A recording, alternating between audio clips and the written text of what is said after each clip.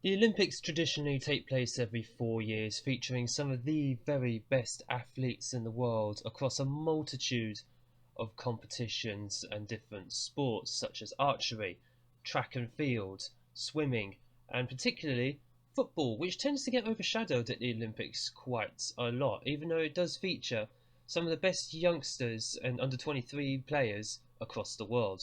Today, the simulation we're about to do for the 2024 Olympics will hopefully change that.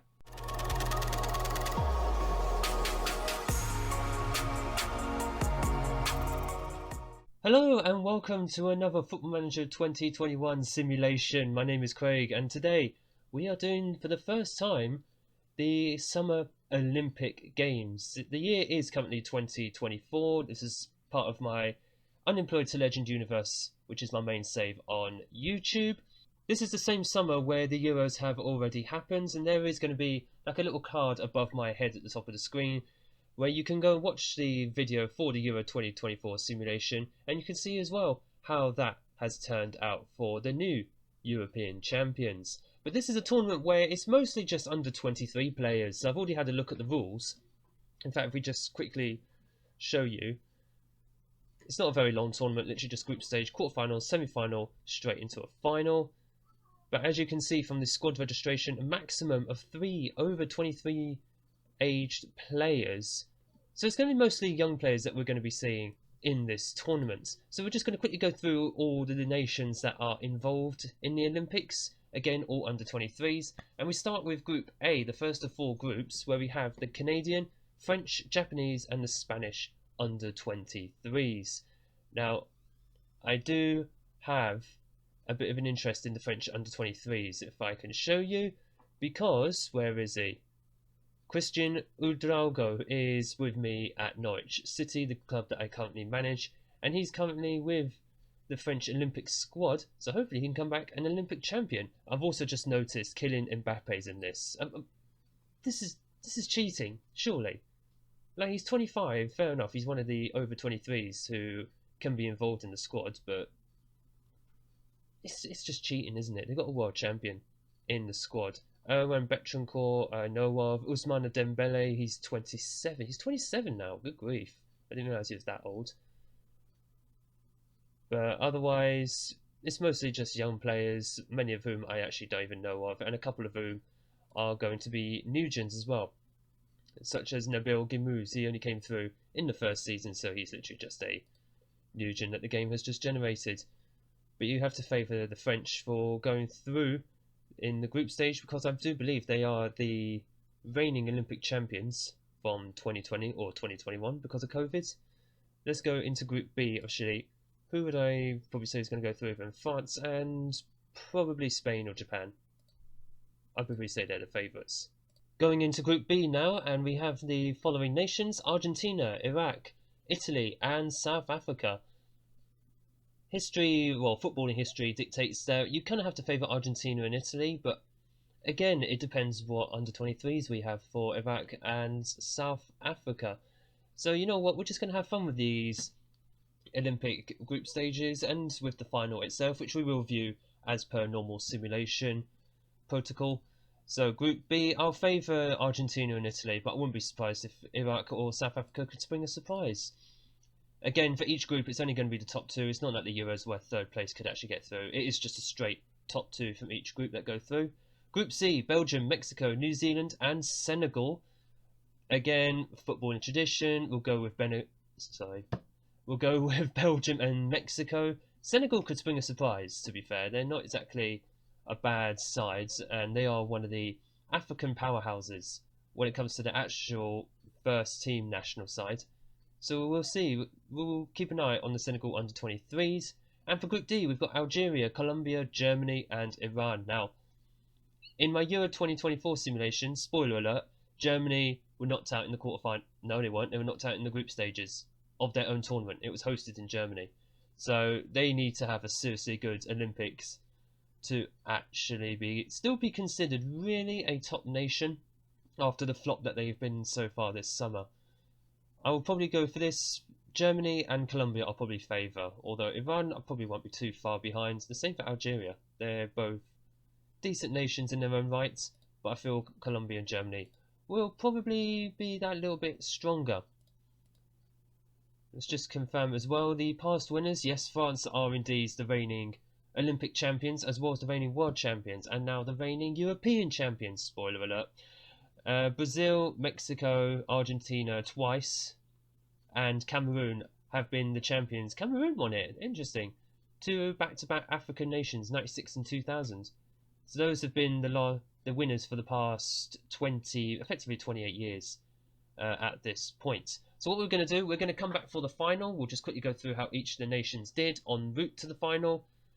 And we will then watch the final live. Hopefully, it will live up to the previous simulation finals that we've had at the World Cup and the Euros. Do you remember the predictions I made for the finals of the Olympic football? Well, I got half of them right. Frustratingly so, because it is indeed the French Under-23s versus the Spanish Under-23s. It is just constant French domination in this era, isn't it? But if we go back to the quarterfinals, we can just see who made it into the knockout rounds in itself. Spain beat Argentina, Mexico beat Colombia, France beat Italy, Germany beat Senegal. So Germany made some progress and probably restored some pride after their main 11 counterparts from the Euros completely flopped. Spain Under-23s beat Mexico in the semi-finals, and the French Under-23s squeaked through Germany on penalties. So Germany, they ended up finishing third. They beat Mexico in the third place playoff. And now we have the final. France, Spain, coming to you live. Strap yourselves in, boys and girls. It is the time now for the Olympic football final. France, Spain, Under-23s. Coming to you live from... Is it Tokyo? Where are the Olympics actually being held? I don't even have a clue. Well, regardless of where it is, I was about to say Tokyo, but that's actually 2020. But we're going to go through the starting 11s for each of the sides. First up, the French Under-23s formation, or their team sheets. Bajek in goal, Aït-Nouri, Abdoulaye, Nianzou and Koundé as the back four. Hannibal and Foposi in the base of midfield. Christian Ouedraogo of Norwich City, currently on loan from PSG. The wonder kid I finally got in for my side. Very, very happy with that. I'm going to be very interested to see what he can actually do in this game. If we just come back, yep, Cherki in attacking midfield. I'm going to guess that's Ousmane Dembele on the right wing. And Frank Renard, a player I do know very, very well from my scout reports as well. I've been following him currently at Rennes in French Ligue 1. He is another wonder kid who I've been tracking, and I was hoping to actually get him signed as well, but Rennes won about £55 million for him, which I do not have. The Spanish Under-23s, Rovira in goal, Cucurella, Jimenez, Miguel, Mosquera. Cucurella, I think we would all know from... Where is he in real life? He's in Dortmund in game. He's at Getafe in real life. But he is someone who is currently well known in certain Spanish circles. Munoz, Ilax, Moriba, Pedri, Williams. Pedri we know about. He is... I believe he's a wonder kid still, isn't he? Yeah, from Barcelona's team. He's an unpredictable attacking midfielder. Wow. I've never seen that one before. I'll be excited to see what that can actually do. Williams on the right side of midfield. Lopez Sanchez is the attacking midfielder. Akapo, Zoe, is the sole striker. This is going to be very interesting to see some of these players, because some of these are wonder kids. Pedri, I think he's a wonder kid at the start of the game. I'm not too sure. You've got Renard, you've got Ouedraogo. Cucurella, well known as a young player in Spain. For Posse, has the ball in... He had the ball in the penalty area, just plays it back to Nianzou. Over to Dembele, who can take on a few players if he wishes to. And that is a speculative shot from Hannibal. I suppose he's feeling very adventurous. But otherwise, nothing's really happened in this final yet. We've had this in previous simulations, though, where finals, they haven't really come to life until the very end of the game, like the last 15-20 minutes. You might have one goal before then. Very lax, to be honest, and that has proved in the first half. 0-0 at half time. Let's see if we can get anything in the second half, as France, they have themselves a corner, and it is just over. I believe that was Abdoulaye with the header, but not much to shout about at the moment. I'm just looking at the French Under-23s team. They still haven't brought Mbappe on, to be honest with you. I'm quite surprised by that. Dembele. Very quiet in this final. Then again, all of them have been so far. But can he put in a... Oh, no, he's got a penalty. He can't put anything into the box, but he does have a penalty.